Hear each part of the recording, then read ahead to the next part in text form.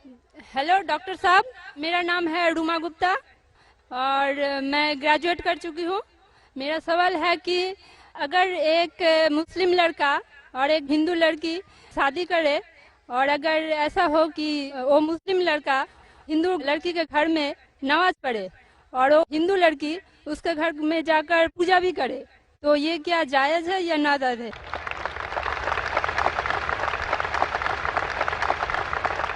बहन का अच्छा सवाल है कि अगर एक मुसलमान लड़का हिंदू लड़की से शादी करता है तो क्या वो मुसलमान लड़का हिंदू के घर में जाके नमाज पढ़ सकता है, और क्या वो लड़की मुसलमान के घर में पूजा कर सकती है? नहीं। सबसे पहले कुछ शराइत है हर चीज के। आप अगर गाड़ी रखेंगे और गाड़ी का एक पहिया रखेंगे, साइकिल का एक पहिया रखेंगे, ट्रैक्टर का, तो गाड़ी चलेंगी क्या? नहीं चलेगी। या चारों साइकिल कर दो या चारों ट्रैक्टर कर दो। इसीलिए कुरान की आयत है सूरह बकरा की सूरा नंबर 2 आयत नंबर 221 में अल्लाह ताला फरमाते हैं कि आप मुशरिका से शादी नहीं कर सकते जब तक वो ईमान न लाए।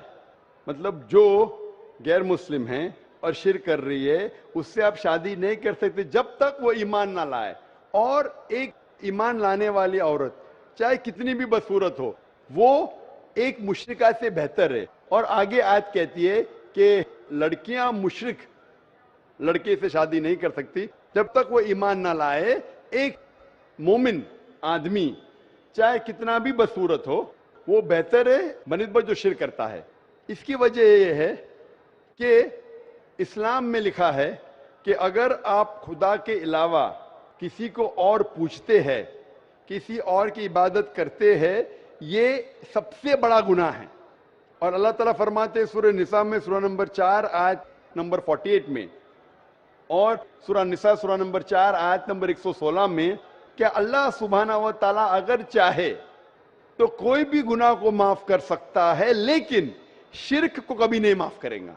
अगर एक इंसान मुशरिक जैसा मर गया तो अल्लाह ताला कभी भी उसे माफ नहीं कर सकता, क्योंकि मुशरिक वो शख्स है जो शिर्क करता है। और ये सबसे बड़ा गुनाह है क्योंकि हमारा खालिक, हमारा मालिक, हमारा ईश्वर, हमारा खुदा, हमारा भगवान, अगर हम उसको गाली देंगे, ये सबसे बड़ा गुनाह है। जिसने हमें जिंदगी दी, जिसने ये सारी चीजें हमें दी दुनिया में, अगर हम उसको गाली देंगे, उसके अलावा किसी और की इबादत करेंगे, ये शिर्क हुआ। तो इसीलिए इस्लाम में इजाजत नहीं है कि एक मुस्लिम लड़का या लड़की कोई मुशरिक लड़का या लड़की से शादी करे, तो इजाजत नहीं है। जहां तक के सवाल है क्या एक आम मुसलमान हिंदू घर में नमाज पढ़ सकता है? अगर उसके सामने कोई मूर्ति नहीं है तो वो नमाज कहां भी पढ़ सकता है अगर जगह साफ है। हमारे रसूल मोहम्मद सल्लल्लाहु अलैहि वसल्लम फरमाते कि सारी दुनिया, सारी धरती मोमिन के लिए मस्जिद है। यानी सारी दुनिया आप कहां भी नमाज पढ़ सकते, देखना चाहिए कि साफ है, आप नमाज पढ़ सकते। तो ये आप जाके अगर हिंदू का घर में जाते हैं और वह साफ है, कोई मूर्ति आगे नहीं है, तो नमाज पढ़ने में कोई हर्ज नहीं है। जरूरी नहीं है कि आपको शादी करना चाहिए फिर आप नमाज पढ़ सकते, शादी करने की जरूरत नहीं है। नमाज पढ़ने के अगर साफ जगह है तो कोई हर्ज नहीं। इसीलिए शादी के लिए शर्त है कि दोनों का ईमान हो। और अगर आप हिंदू मजहब पढ़ेंगे तो हिंदू मजहबी किताब में भी यही लिखा है जो मैंने पहले पेश किया, पहला जो सवाल था भाई साहब का, और मैंने कहा कि हिंदू मजहब में भी यही लिखा है, ना तस्य प्रतिमास्ति, उस ईश्वर, उस भगवान, उस खुदा का कोई अक्स नहीं, कोई मूर्ति नहीं, कोई फोटोग्राफ नहीं, कोई पेंटिंग नहीं, कोई पोर्ट्रेट नहीं, कोई आइडल नहीं, कोई स्टैच्यू नहीं। अगर ये मान ले कि कम से कम जो यकसा है हिंदू और इस्लाम के मजहबी किताब में, कम से कम उसके ऊपर अमल करे तो अक्सर हमारे मुश्किलात दूर हो जाएंगी। जो यकसा नहीं है उसको कल डिस्कस कर सकते। और अगर आप तहकीक करते हिंदू मजहब की किताब पढ़ते और इस्लाम मजहब की किताब पढ़ते, दोनों में लिखा है खुदा एक है, दोनों में लिखा है खुदा का कोई अक्स नहीं है, दोनों में लिखा है कि खुदा का कोई बुत नहीं है, दोनों में लिखा है कि खुदा के अलावा किसी और की इबादत नहीं करना चाहिए, दोनों में लिखा है कि आखिरी पैगंबर मोहम्मद सल्लल्लाहु अलैहि वसल्लम में دونوں میں لکھا ہے کہ شراب نہیں پینا چاہیے. میں حوالے دے سکتا ہوں اور میں تقریر ایک دیا ہوں, similarities between Islam and Hinduism. اسلام اور ہندوازم میں یکسانیت دونوں کتاب میں. آپ اگر پڑھیں گے قرآن مجید میں سورہ مائدہ سورہ 5 آیت نمبر 90 میں لکھا ہے کہ شراب پینا حرام ہے. اب Manusmriti chapter number 9 verse number 225 پڑھیں گے, اس میں لکھا ہے کہ شراب پینا حرام ہے.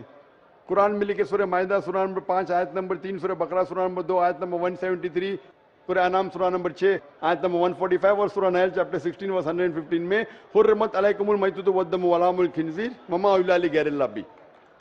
کیا آپ کے لیے حرام ہے مرا ہوا گوشت, خون, سور کا گوشت اور وہ کھانا جس کے اوپر اللہ کے علاوہ کسی اور کا نام لیا گیا ہے. آپ اگر ہندو مذہبی کتاب پڑھیں گے اس میں بھی لکھا ہے کیا سور کا گوشت کھانا حرام ہے. اگر آپ تحقیق کریں گے کافی یکسانیت ہے. اسلام مذہبی کتاب میں لکھا ہے قرآن میں سورہ نور میں سورہ نمبر 24 آیت نمبر 30 اور 31 کے اندر حجاب کے بارے میں.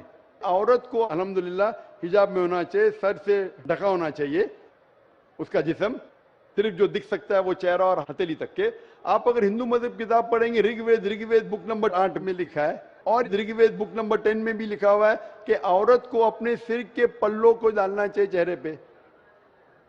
رگ وید میں بھی لکھا ہے کہ جب مرد کو دیکھے تو نظر نیچے کرنا چاہیے. یہ قرآن مجید میں لکھا ہے سورہ نور سورہ نمبر 24 آیت نمبر 30 اور 31 کہ جب بھی کوئی خاتون مرد کو دیکھتی ہے جو اس کا شوہر یا قریب رشتہ دار نہیں ہے, اور جب بھی کوئی مرد کوئی عورت کو دیکھتا ہے اور قریب رشتہ دار نہیں ہے تو اسے نظر نیچے کرنا چاہیے.